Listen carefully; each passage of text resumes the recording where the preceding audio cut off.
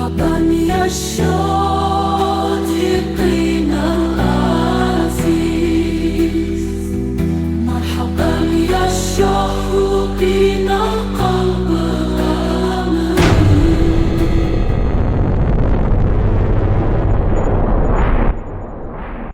Assalamualaikum warahmatullahi wabarakatuh. Marhaban ya Syodikinal Aziz. Selamat datang wahai sahabat yang dirahmati Allah. Yang sudah like dan subscribe saya ucapkan terima kasih, dan saya doakan semoga masuk surga. Sebelum menyimak kisah lengkapnya, saya sarankan untuk menulis sholawat kepada Nabi. Allahumma sholli ala Sayyidina Muhammad, wa ala ali Sayyidina Muhammad. Semoga sholawat kita menjadi penolong kita kelak di padang mahsyar. Hartini, seorang wanita muda muslimah yang taat beribadah, menerima kabar gembira saat agensi tenaga kerja mengonfirmasi bahwa ia diterima sebagai TKW di Taiwan, dan berita ini disambut sukacita oleh keluarganya yang tinggal di desa terpencil di Indonesia. Di hari keberangkatan, Hartini bangun lebih awal untuk menunaikan sholat subuh. Lalu ia memohon perlindungan Allah agar perjalanan dan pekerjaannya kelak diberikan kelancaran serta keselamatan. Suasana bandara yang ramai membuat Hartini sempat gugup. Namun semangatnya tetap utuh ketika ia mengenakan hijab rapi dan membawa sedikit bekal dari ibunya. Bismillah. Ucap Hartini pelan sembari menenteng tas jinjingnya. Karena ia yakin segala sesuatu yang dimulai dengan menyebut nama Allah akan diberikan kemudahan. Dalam antrean imigrasi, ia sempat berkenalan dengan Antonius, seorang pria yang juga hendak keluar negeri untuk bekerja, dan keduanya berbagi cerita singkat sambil menunggu giliran pemeriksaan paspor. Saat memasuki pesawat, Hartini merasakan debar jantung yang kian cepat. Namun ia tetap tenang karena meyakini bahwa keberaniannya adalah bagian dari ibadah dan perjuangannya sebagai tulang punggung keluarga. Suasana kabin pesawat terasa hangat, beberapa pramugari membantu penumpang untuk menaruh barang di kompartemen atas, dan Hartini duduk di kursinya sambil membaca doa safar di dalam hati. Pria parubaya bernama Haji Karim tampak tersenyum ke arah Hartini, seolah memberikan isyarat bahwa mereka adalah sesama muslim yang bisa saling mendukung dalam perjalanan panjang ini. Saat pintu pesawat ditutup dan mesin mulai meraung, Hartini menenangkan dirinya dengan membisikkan ayat-ayat pendek, berharap Allah menguatkan hatinya menghadapi apapun yang akan terjadi di negeri orang.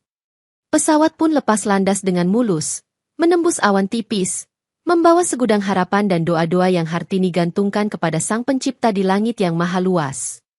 Beberapa saat setelah pesawat stabil di ketinggian, Hartini memutuskan untuk pergi ke toilet karena ingin berwudu dan menyegarkan diri sebelum melanjutkan perjalanan panjangnya. Ia sempat melihat seorang penumpang wanita lain, mengenakan baju berwarna cerah, keluar dari toilet dengan wajah yang terlihat gelisah namun tidak diperhatikannya lebih lanjut karena antrian di pintu toilet masih panjang. Sesaat setelah Hartini kembali ke tempat duduk, tiba-tiba terdengar teriakan panik dari arah toilet, di mana seorang pramugari menemukan seorang penumpang wanita tergeletak tak bernyawa. Para penumpang yang awalnya sibuk dengan urusan masing-masing pun seketika menoleh, dan suasana kabin berubah menjadi tegang karena belum jelas apa yang sebenarnya terjadi. Antonius, yang kebetulan duduk tak jauh dari toilet, mengangkat tangan dan berkata lantang, "Saya melihat Hartini masuk ke toilet sebelum penumpang itu ditemukan tewas," yang membuat beberapa orang langsung memandang Hartini dengan curiga. Hartini pun terkejut mendengar tuduhan tersebut, lalu dengan suara gemetar ia menjawab, "Astagfirullah. Saya memang ke toilet, tapi saya tidak melihat ada siapapun di dalamnya selain saya sendiri." Pramugari meminta seluruh penumpang untuk tetap duduk, sementara petugas keamanan pesawat segera datang memeriksa keadaan dan menanyai beberapa saksi di sekitar lokasi kejadian. Sebuah syal yang mirip dengan milik Hartini ternyata ditemukan di dekat korban, dan hal ini semakin memicu kecurigaan bahwa Hartini adalah pelaku pembunuhan. Suasana menjadi mencekam ketika kabar tersebar bahwa korban diduga dibunuh.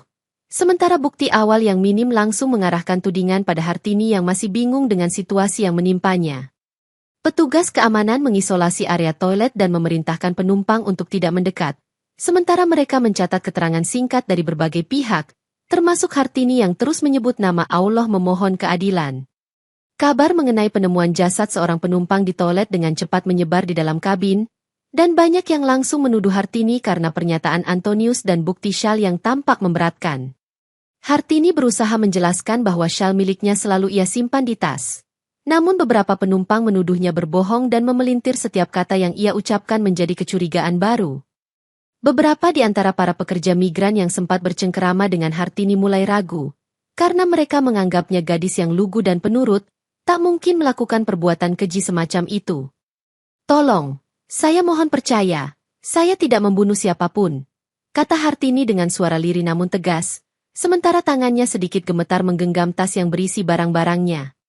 Antonius malah menambahkan cerita bahwa ia sempat melihat Hartini masuk ke toilet dengan raut wajah cemas, sehingga makin banyak orang yang terprovokasi untuk mempercayai tuduhan tak berdasar ini. Meskipun tak ada bukti kuat selain syal yang terjatuh di lokasi kejadian, banyak penumpang yang mulai berbisik-bisik dan melempar pandangan sinis ke arah Hartini, seolah mereka sudah yakin akan kesalahannya. Seorang penumpang lain berkata kepada petugas keamanan, "Kami tidak mau terbang bersama pembunuh.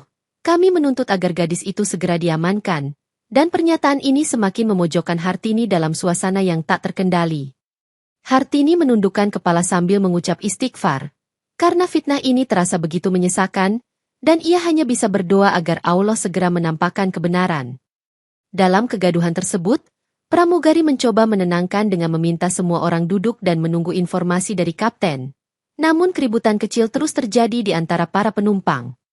Mereka tidak sadar bahwa tuduhan palsu yang terus digembar-gemborkan tanpa bukti akan memicu situasi yang lebih berbahaya. Sementara Hartini tetap memegang prinsip bahwa Allah Maha Tahu segala yang terjadi. Haji Karim, pria parubaya yang mengenakan peci putih, berdiri di lorong pesawat dengan tenang dan berkata, "Saudara-saudara sekalian, mari kita jangan terburu-buru menuduh dan menghakimi, karena kebenaran belum terungkap." Kehadirannya membawa sedikit ketenangan, mengingat banyak penumpang mengenalnya sebagai orang yang sering memberi nasihat Islami dan selalu menengahi persoalan dengan sikap adil. "Biarkan petugas menyelidiki, dan kita tetap bersikap tenang," lanjutnya, sementara beberapa penumpang mengangguk setuju, namun ada juga yang masih bersikap skeptis. Di sisi lain, muncul seorang pria muda bernama Denny yang tiba-tiba menyergah. "Untuk apa menunggu lama-lama? Bukankah jelas semua bukti menunjuk pada perempuan itu?" Sembari menudingkan jari ke arah Hartini. Pernyataan Denny langsung membuat suasana kembali memanas. Sebab beberapa orang yang tadi mulai tenang malah menjadi terpicu amarahnya dan menuduh Haji Karim sedang melindungi tersangka. Haji Karim pun menjawab dengan sabar. "Saudaraku, Islam mengajarkan untuk tabayyun, menyelidiki segala sesuatu dengan benar sebelum mengambil kesimpulan, jadi mohon bersabar." Denny justru menuduh Haji Karim memiliki motif tertentu, dan ia berkata sinis, "Mungkin saja Haji Karim kenal dengan pelaku, atau bahkan bersekongkol, yang membuat sebagian penumpang mulai goyah kepercayaannya." Sambil menahan amarah, Haji Karim hanya mengucapkan kalimat tasbih dan memohon perlindungan Allah agar tidak terprovokasi oleh fitnah yang semakin menjadi-jadi.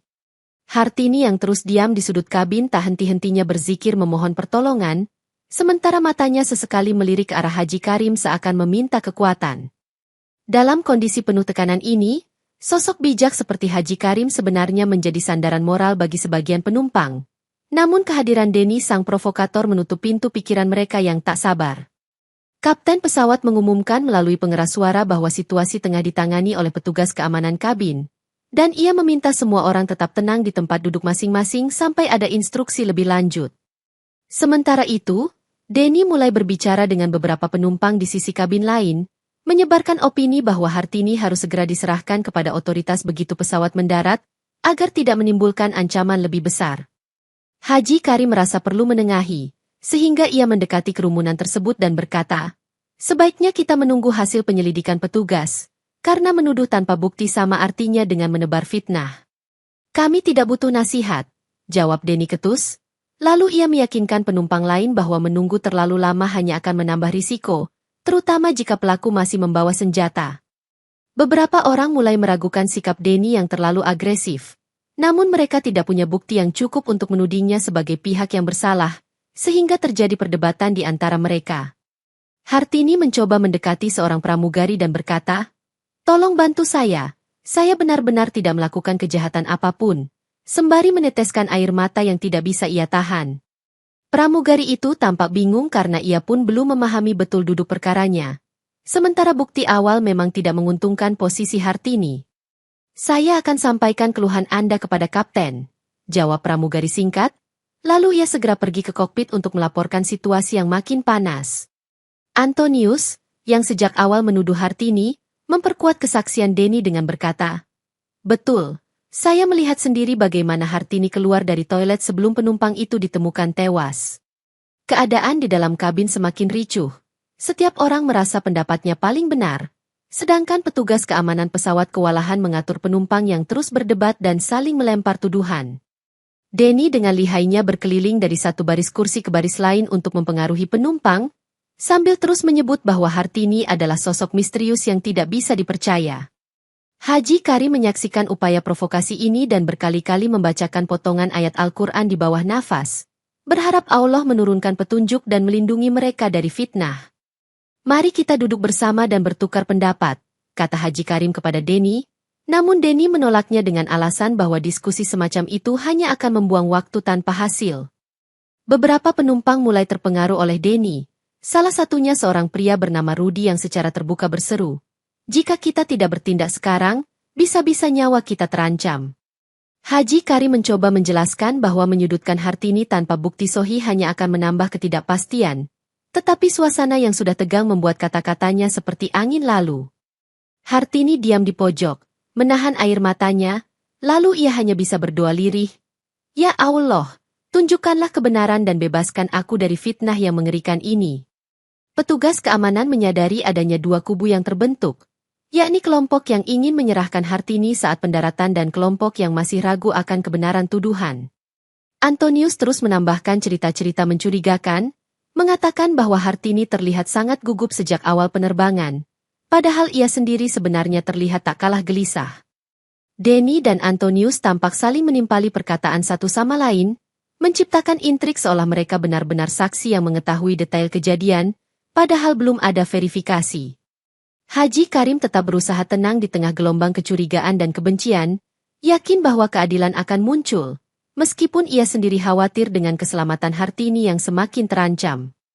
Petugas keamanan kabin mengumpulkan beberapa saksi mata secara bergantian, termasuk Antonius, Denny, dan Hartini, untuk dimintai keterangan lebih rinci mengenai peristiwa di toilet. Antonius mengaku melihat Hartini membawa sesuatu saat masuk ke toilet, meski ia tidak bisa memastikan wujud benda itu, dan cerita ini menambah prasangka buruk terhadap Hartini.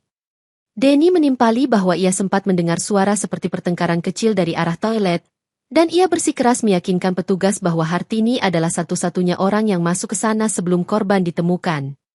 Hartini dengan tenang menjawab, "Demi Allah, saya tidak pernah berdebat dengan siapapun di toilet, dan saya hanya pergi untuk wudhu dan buang air, tidak lebih." Namun kesaksiannya dianggap lemah karena tekanan dari dua saksi lain. Seorang pramugari mengonfirmasi bahwa syal yang ditemukan di dekat korban mirip dengan syal yang kerap dikenakan Hartini, walaupun ia tidak bisa memastikan apakah syal itu benar-benar miliknya. Petugas keamanan mulai menyadari adanya kejanggalan ketika salah satu penumpang perempuan mengaku melihat bayangan orang lain yang keluar dari toilet sebelum Hartini, namun ia tidak bisa melihat dengan jelas siapa orang itu. Meskipun demikian, tekanan dari penumpang yang khawatir dan marah membuat petugas merasa sulit untuk mengambil keputusan netral, apalagi penerbangan masih jauh dari bandara terdekat. "Kami akan melakukan pencarian barang bukti yang lebih menyeluruh, termasuk memeriksa barang bawaan Hartini," kata petugas kepada kapten pesawat melalui komunikasi internal, menegaskan pentingnya tindakan cepat. Hartini hanya bisa pasrah menghadapi pemeriksaan ini, sambil sesekali menatap hampa ke kursi korban yang telah ditutup selimut, menambah kesan tragis di mata para penumpang. Situasi semakin menegangkan karena setiap detik yang berlalu menambah kekhawatiran, sementara kebenaran masih terkubur di balik intrik dan kesaksian yang saling bertentangan. Kapten pesawat memutuskan untuk melakukan pendaratan darurat di bandara terdekat. Namun jarak yang masih jauh membuat semua orang harus bertahan dalam suasana genting ini selama beberapa jam lagi. Denny memanfaatkan momen tersebut untuk terus memprovokasi penumpang, menuduh Hartini sebagai pelaku pembunuhan yang berbahaya, sehingga sebaiknya ia diisolasi atau bahkan ditahan. Haji Karim dengan sabar berkata, "Dalam Islam, menuduh seseorang tanpa bukti jelas adalah sebuah dosa besar, dan kita harus mempertimbangkan hal itu sebelum berbuat aniaya." Namun, banyak penumpang yang sudah diliputi ketakutan, sehingga nasihat Haji Karim tidak lagi didengarkan, dan mereka justru mendesak petugas keamanan untuk menangkap Hartini. Antonius menambahkan bumbu cerita dengan mengatakan bahwa Hartini sempat mengucapkan kalimat aneh sebelum masuk ke toilet, Meski tak satupun penumpang lain bisa mengonfirmasi hal tersebut. Hartini, yang terpojok, berusaha menyampaikan argumennya. Saya hanya mengucap doa dan basmalah sebelum ke toilet, tidak ada niat buruk sama sekali. Namun suaranya tenggelam di tengah teriakan para penuduh. Sambil tetap berusaha menenangkan diri dengan zikir di dalam hati, Hartini menatap ke jendela pesawat, seakan mencari cahaya harapan di luar sana yang dapat menolongnya dari fitnah keji ini. Keadaan semakin ricuh ketika salah satu penumpang berteriak. Kita tidak bisa menunggu sampai pendaratan darurat, siapa yang menjamin keamanan kita? Dan hal ini memicu sentimen agresif pada sebagian orang. Petugas keamanan mulai kehabisan cara untuk menenangkan keadaan, hingga akhirnya mereka memutuskan untuk mengikat tangan Hartini dan membawanya ke bagian depan pesawat. Haji Karim memprotes keras tindakan tersebut. Namun Denny dan Antonius bersorak seolah-olah mereka telah mencapai kemenangan kecil dalam misi memojokkan Hartini, sedangkan Hartini hanya bisa beristighfar di tengah hinaan. Kapten pesawat mengadakan rapat kilat dengan para petugas dan awak kabin, membahas apa yang harus dilakukan terhadap Hartini, sementara tekanan dari para penumpang semakin memuncak. Sebagian awak kabin menyarankan agar Hartini dibiarkan menunggu sampai pendaratan darurat, sedangkan kubu lain yang terprovokasi menginginkan tindakan ekstrim untuk mengusirnya segera. Denny, dengan argumennya yang penuh kebencian, menegaskan bahwa keselamatan seluruh penumpang adalah prioritas, dan jika perlu, mereka dapat menyerahkan Hartini pada hukuman sebelum tiba di bandara. Haji Karim membantah keras dengan memohon kepada kapten agar tetap memegang prinsip keadilan, seraya berkata, jangan ambil keputusan yang menyalahi hukum dan ajaran agama, karena bisa menimbulkan penyesalan mendalam. Beberapa pramugari terlihat bimbang, mereka sebenarnya tidak yakin Hartini bersalah. Namun tekanan situasi membuat mereka sulit menentang pendapat mayoritas. Hartini hanya bisa menunduk, merasakan getaran ketakutan dalam hatinya. Sementara ia tetap berdoa memohon keajaiban agar Allah melindunginya dari tindakan semena-mena. Suasana kabin semakin genting, penumpang berbisik dan saling menuduh, menanti keputusan kapten yang kelihatannya ragu-ragu untuk bertindak cepat. Denny menambahkan intrik dengan mengatakan bahwa Hartini mungkin masih menyimpan senjata tersembunyi, meskipun petugas tidak menemukan apapun kecuali syal di bagasi kabin.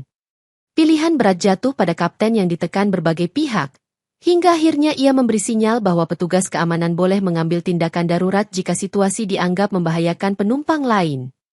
Keputusan itu disambut sorak sebagian penumpang, sementara Haji Karim mengucap, Innalillahi wa inna ilaihi roji'un, karena ia merasa hal buruk akan menimpa Hartini yang tidak berdaya membela diri.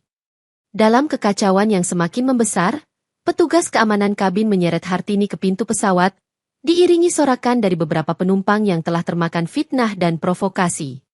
Hartini mengucap takbir dengan lirih, Allahu Akbar, sambil memejamkan mata, meyakini bahwa hanya Allah yang mampu menolongnya dari kezoliman ini. Denny dan Antonius memaksa petugas agar segera mengeluarkan Hartini dari pesawat, karena mereka meyakini bahwa keberadaan gadis itu mengancam keselamatan semua orang. Haji Karim menahan tubuh petugas sambil memohon, jangan lakukan ini. Dia tidak bersalah, kita akan menyesal seumur hidup. Namun upayanya dihalangi oleh beberapa penumpang lain yang mendukung tindakan ekstrim tersebut. Hartini diikat dengan tali seadanya. Lalu dalam momen yang begitu tragis dan tak terbayangkan, pintu pesawat terbuka di ketinggian puluhan ribu kaki. Tanpa parasut dan tanpa alat pengaman apapun, Hartini didorong jatuh keluar pesawat. Suaranya tenggelam dalam gemuruh angin dan teriakan sebagian penumpang yang syok melihat tindakan nekat ini. Beberapa detik pertama dirasakan seperti akhir dari segalanya. Tubuh Hartini melayang bebas di antara awan dan hawa dingin, sedangkan di pesawat muncul hening yang mencekam. Haji Karim menutup wajahnya sambil berdoa keras. Ya Allah, Engkaulah pelindung hambamu, tunjukkan kuasamu. Sedangkan Denny menyeringai puas atas apa yang telah terjadi. Tiba-tiba, terjadi hal di luar nalar. Hartini merasakan semacam tenaga tak terlihat yang menahan tubuhnya. Seolah-olah ia tidak jatuh dengan kecepatan penuh seperti manusia biasa. Ia mendarat dengan lembut di permukaan air yang luas di bawah sana, bagai disambut oleh tangan malaikat. Sementara pesawat tetap melaju jauh tanpa ada yang tahu apakah gadis itu masih hidup. Tak lama setelah Hartini terseret ombak di permukaan laut, sebuah kapal nelayan kecil melintas dan menemukan tubuhnya mengambang. Namun ajaibnya ia masih dalam kondisi sadar. Nelayan yang menolongnya, Pak Rahman, tercengang menyaksikan bagaimana Hartini yang jatuh dari pesawat di ketinggian masih hidup tanpa luka berarti. Subhanallah, ini sungguh mukjizat, ucap Pak Rahman, sambil menyelimutinya dengan kain tebal dan memberikan air minum hangat agar tubuhnya tak kedinginan. Hartini tak henti-hentinya mengucap hamdalah, mensyukuri keselamatan yang bahkan ia sendiri tidak mengerti bagaimana caranya bisa selamat dari ketinggian setinggi itu. Kapal nelayan bergerak menuju pelabuhan terdekat, sementara Hartini berusaha menenangkan diri dari syok akibat kejadian luar biasa yang baru saja menimpanya. Pak Rahman bertanya dengan penasaran, "Nak, apa yang sebenarnya terjadi?" Dan Hartini menceritakan bahwa ia difitnah membunuh penumpang pesawat hingga akhirnya dilempar keluar. Para nelayan lain yang ada di kapal ikut berucap takbir dan tahmid, merasa takjub dengan kebesaran Allah yang telah menyelamatkan hambanya dari musibah maut. Hartini lalu dibawa ke klinik setempat untuk diperiksa, dan dokter pun tidak menemukan cedera serius, menambah keyakinan orang-orang sekitar bahwa ini adalah campur tangan ilahi. Kabar mengenai penemuan gadis yang terjatuh dari pesawat namun selamat menyebar dengan cepat, mengundang wartawan dan pihak berwenang datang untuk memastikan kebenaran ceritanya.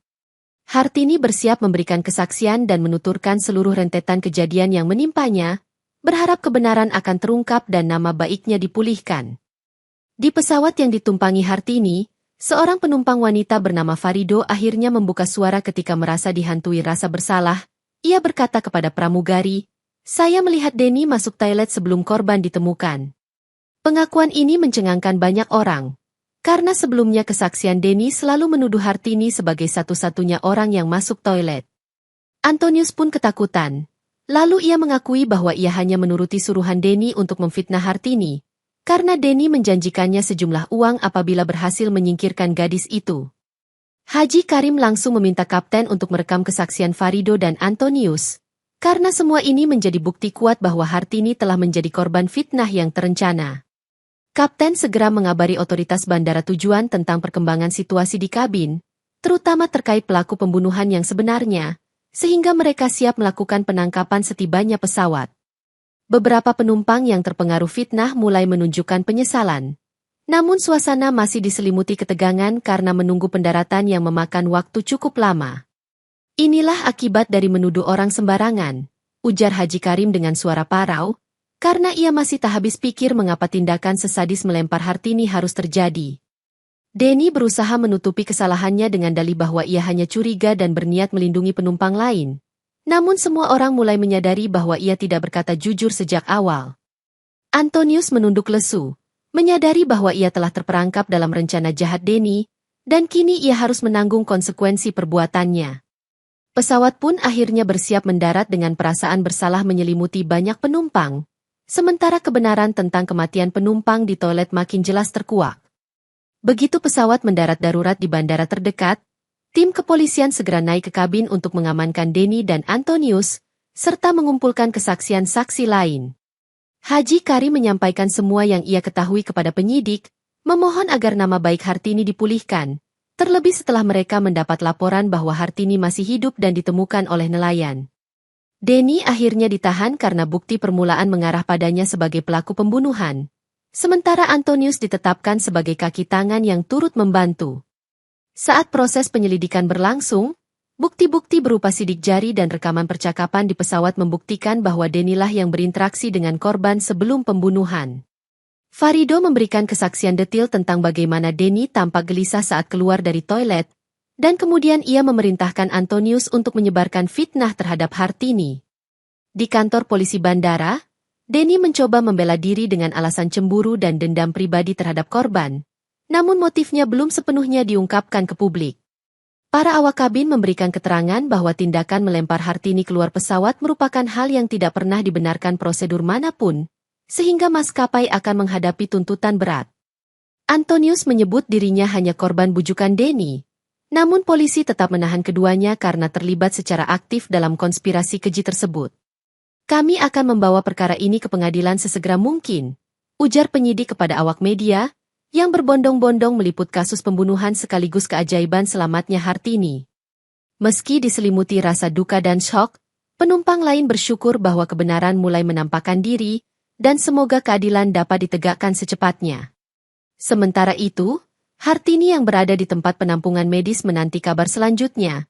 Ia dikunjungi oleh beberapa petugas berwenang yang ingin memastikan kondisinya aman. Setelah keadaan stabil, ia dibawa ke rumah sakit untuk pemeriksaan lanjutan, dan dokter menegaskan bahwa tidak ada cedera serius yang ia alami, menegaskan keajaiban yang membuat semua orang takjub. Hartini pun dimintai keterangan lebih lanjut oleh pihak kepolisian, dan ia dengan lancar menjelaskan bagaimana dirinya menjadi korban fitnah yang berujung pada upaya pembunuhan di udara. Maskapai penerbangan, yang mengetahui kejadian ini, segera mengajukan permintaan maaf secara publik, karena kru mereka lalai dan terprovokasi hingga melakukan tindakan di luar batas kemanusiaan. Kami tidak pernah mengizinkan metode kekerasan semacam itu, kata juru bicara maskapai, yang lalu berjanji akan bertanggung jawab sepenuhnya atas insiden yang menimpa Hartini. Haji Karim, yang akhirnya berhasil bertemu kembali dengan Hartini, mengucap syukur dan berkata, "Alhamdulillah, Allah telah menunjukkan kuasanya dan menyelamatkanmu dari kezoliman." Hartini menjawab dengan air mata kebahagiaan, "Hanya kepada Allah saya berserah. Semoga semua ini menjadi pelajaran bahwa fitnah bisa membinasakan orang yang tak bersalah." Pihak kepolisian memastikan bahwa kasus ini akan dibawa ke pengadilan negeri setempat, dan Hartini akan didampingi pengacara agar hak-haknya dipenuhi. Keajaiban jatuhnya Hartini tanpa luka berat menjadi sorotan media internasional, memunculkan kesadaran bahwa ada kekuatan di luar nalar manusia yang mengatur setiap takdir. Dari ujian berat ini, Hartini merasakan adanya hikmah besar dalam hidupnya, karena kebenaran yang terungkap menegaskan pentingnya keimanan serta perlindungan Allah terhadap hambanya yang teraniaya. Setelah urusan administrasi dan pemeriksaan kesehatan selesai, Hartini memilih untuk kembali ke Indonesia sementara waktu, karena trauma yang ia alami masih perlu pemulihan mental dan spiritual. Di bandara kedatangan, ia disambut oleh keluarganya yang bersyukur karena anak mereka selamat dari musibah yang nyaris merenggut nyawanya. "Ya Allah, terima kasih Engkau masih melindungi anakku," ucap Ibu Hartini sambil memeluk putrinya erat, melepaskan kerinduan sekaligus kesedihan yang menumpuk. Hartini menenangkan ibunya sambil berkata, "Ibu, semua ini berkat doa dan perlindungan Allah. Saya benar-benar merasakan mukjizat itu saat jatuh dari pesawat." Keluarga Hartini juga mendengar kisah mengenai fitnah keji yang menimpanya, dan mereka merasakan amarah sekaligus kelegaan karena akhirnya kebenaran telah terungkap. Di desa tempat tinggalnya, kabar kepulangan Hartini disambut tetangga dan kerabat yang ikut mendoakan keselamatan dirinya sejak pertama kali mendengar musibah tersebut. Mereka juga takjub mengetahui bahwa Hartini menerima kompensasi finansial besar dari pihak maskapai, meskipun proses hukum masih terus berjalan di pengadilan. "Kami harap uang ini bisa membantu keluarga dan juga menjadi sarana kebaikan," ujar Hartini, yang berencana memanfaatkan kompensasi tersebut untuk hal-hal bermanfaat di desanya. Hartini menolak untuk terpaku pada dendam, dan ia mengatakan kepada orang-orang di desanya, "Allah sudah membalas kezoliman mereka. Cukuplah itu sebagai pelajaran bagi kita." Dalam kedamaian desa, Hartini menemukan kembali ketenangan batin. Walaupun ingatan akan tragedi di pesawat masih terbayang, ia berserah pada Allah untuk menyembuhkan luka-luka emosionalnya. Kisah Hartini yang jatuh dari pesawat dan selamat menyebar melalui berbagai platform media, membuat banyak orang merenungkan kebesaran Allah yang melampaui batas logika manusia. Di kampung halaman Hartini, banyak warga yang semakin terpacu untuk mendalami ajaran Islam, karena melihat bukti nyata bahwa Allah Maha Penolong bagi hambanya yang terzolimi. Masjid setempat mengadakan pengajian khusus, di mana Haji Karim, yang akhirnya bertamu ke desa Hartini, bercerita tentang betapa pentingnya menjaga lisan agar tidak terjerumus dalam fitnah. Hartini menjadi simbol kekuatan iman di mata warga, dan setiap kali ia hadir di majelis ilmu, orang-orang menyambutnya dengan penuh rasa hormat dan kekaguman. Media televisi nasional beberapa kali mewawancarai Hartini, bertanya tentang pengalamannya saat terhempas di udara, dan ia menjelaskan bahwa hanya doa dan keyakinan kepada Allah yang menenangkannya. Sebagian wartawan asing pun datang untuk meliput, penasaran dengan mujizat yang terjadi, dan mereka mendapatkan kesaksian langsung bagaimana Hartini bisa selamat tanpa cedera berarti. Banyak orang akhirnya mengambil ibrah dari kisah ini, bahwa fitnah dan prasangka buruk dapat menjerumuskan manusia pada tindakan kejam, namun kekuasaan Allah tak akan pernah terkalahkan. Di setiap kesempatan, Hartini selalu menegaskan, "Saya hanya orang biasa yang Allah selamatkan. Semoga ini jadi pengingat bahwa kejujuran dan doa punya kekuatan luar biasa.